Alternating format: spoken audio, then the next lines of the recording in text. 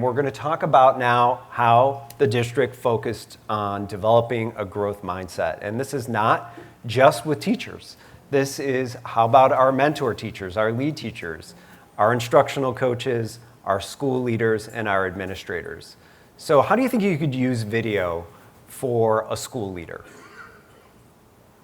Any ideas? Please. I know for me, I use it in the IoTs to see, making sure the whole IoT is getting involved. So I use it as a reflection. Okay, am I doing most of the talking, or is my lead teacher doing most of the talking? Because we're really deep into the work, but making sure those teachers are talking, how often they're talking. So that's why I use it to reflect. Excellent. Yeah. Or if you're having a coaching conversation with someone on your team, also great to get feedback from another leader. Okay. So again, focusing on lead teachers and mentors and using PLCs to focus on collaboration. And that's something that the district has done extremely well. So I will add in Please. terms of district level support, I like to go around and see all the ILTs in the district. I also like to see the PLCs. There's no way I could get into all the buildings. So I'm able to have the PLCs, through advanced feedback, they reflect, the lead teachers reflect on how it went, and then they submit those videos to me. And it's actually part of our evaluation process for the lead teachers where the principal watches them in person or through video, and then I do the same from the district level so that we can make sure that all of our goals are aligned district-wide, that our PLCs are consistent. Because that's one thing that video has really helped us do is become consistent and focused and district-wide aligned. So that alignment for us was something that we were missing, and now through the use of video, we can make sure that everyone's consistently doing the same thing. So for Dr. Persecki and myself, we're not able to be everywhere all the time. This helps us really do that. Well, and I think at ILT, one of our mantras is we go first. And so when we're carrying a video camera around, we're videoing coaching sessions, we're videoing PLCs, we're videoing ILTs. It's just, we're leading by example. That's what we do. can you talk about your PLCs a little bit more, how they're structured and how you've used video to support them?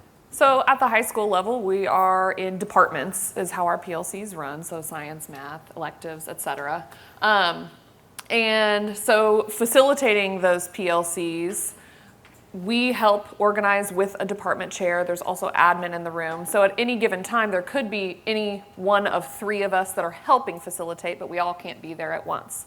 What has been nice as a facilitator of a PLC with video is, yes, I'm facilitating it. Yes, I'm there helping things move along. But then when I see myself on video, I find the opportunities that I've missed to push them further, so that then I can go back and ask those questions.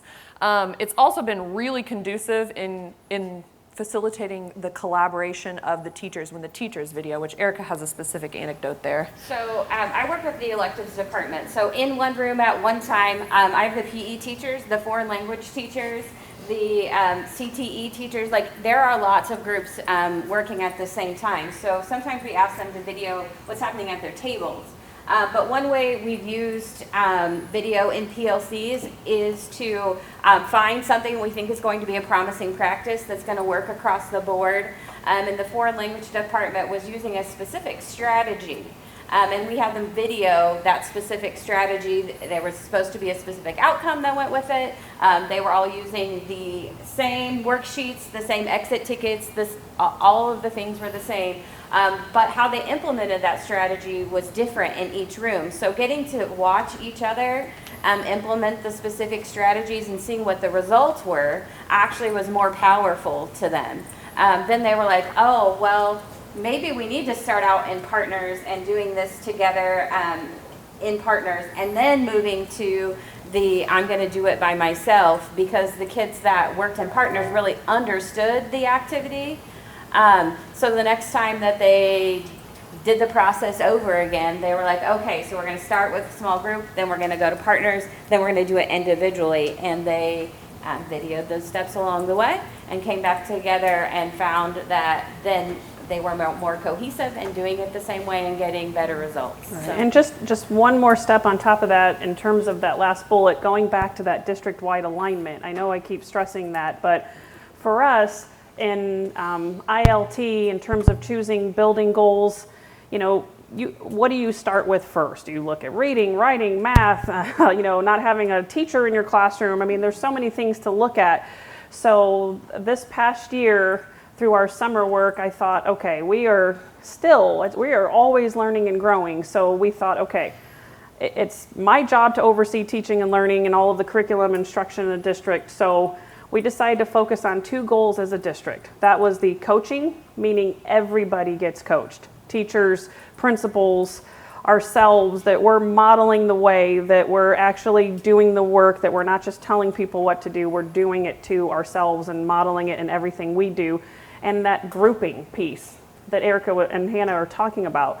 Small groups for us are huge. When we look at our walkthrough data, we see teachers having kids just in the room doing things thinking, okay, they're compliant, but if they actually were doing some activities, turning and talking, maybe a stand-up, hands-up, pair-up type of activity, then that compliance can turn to engagement. Simple little things in the classroom. So now, in our advanced feedback, going back to that video and tying it all together, we're having teachers across the district submit their clips of grouping. And now we're able to actually, and we'll talk about it in depth more, but develop that video library of, okay, here's the grouping, here's how it's working across all levels, and best practice is best practice. Whether it's elementary or secondary, it's still best practice. And now we're giving you a variety of tools in your toolbox to use through video. While we're talking about video being a great tool for an individual with self-reflection, you're hearing, how it can be used in PLCs. I love to bring this up because it's been true for so long, and education's now just getting on board, is that athletics has been using video to improve performance forever. Why can't educators? So where someone may take a look at their individual performance as a quarterback, well, that's one way to self-reflect. And, how am I throwing the ball? Am I, getting out of a sack? Am I getting out of the pocket? But then how does that quarterback function as a part of the whole offense in a team? And how can they be coached by each other? And that's what athletics have been using video for forever. And there is a real parallel in the way that educators can help each other as well. So what we're going to ask you to do right now is a quick activity again, turning to your neighbor. What ways can you encourage a growth mindset with your teams, your teachers, your coaches, and your school leaders? And then how can video encourage that growth mindset? So just like we did before, turn to a neighbor, maybe a different neighbor, discuss, and we'll share out. And you maybe have to stand up to share it. We'll see. Okay, what ways can you encourage a growth mindset, and how can video help you? Who wants to share out now? Somebody new? Please. So as a member of Toastmasters, you don't know that. I do it all the time. I would video myself and go back and change this, and I realize I was only talking one half of the room and not the other half. And we can use that same principle with teachers. And I think it's important to let them know, okay, this we share with just you and me initially. Because if there's a best practice, you probably want to share it with some other teachers in the school too. So I think if we prepare the teachers to see the benefits of being more active. Excellent. And there's something special in what you said there in giving teachers that confidence that no one else is going to see this at first. And that is something we hear from a lot of teachers is you can, in the tool, they can delete the video if they want to. And I know there's a lot of administrators in this room that may say, what? They can delete a video. That's great for the teacher because they may create 2 or 3 videos, watch themselves, and delete them. Why are they doing that? They're self-reflecting and self-correcting, and you haven't had to do a thing. They're pushing their practice, right? Okay, who wants to share next, please?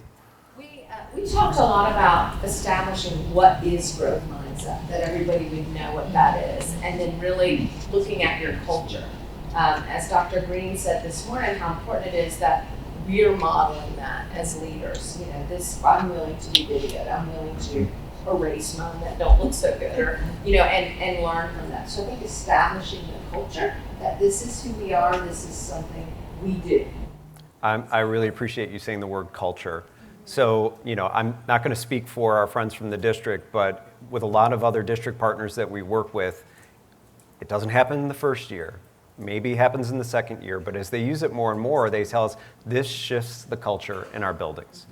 The teachers have more agency. They feel like they get to make a call in their professional learning, and it helps to change the culture to one of respect, trust, and feedback. And that is, you know better than I do, so critical in your buildings.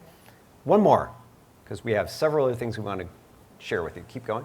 Talked about how the teacher can grow by reflecting on their videos and maybe like storing video 1 versus video 2 and seeing how they're actually going from video 1 and 2. And I like that they can delete or they can share it with a colleague so that they can gain that trust. Right. The culture, they have to have that trust that they are growing as they reflect on the video 1 to video 2 and then eventually video 3 and they should be Wonderful. Okay, phone's ready for another resource. This is a blog post from a lead teacher in MSD Decatur Township, Jennifer Keller. She has a series of 3 of them. This is moving video observations from a requirement to an invaluable PLC staple. This was the elementary school that really jump-started it for us in terms of just getting it off the ground. She really pushed the teachers to do so and even won an award. Yeah, that's right. I forgot about that. She did.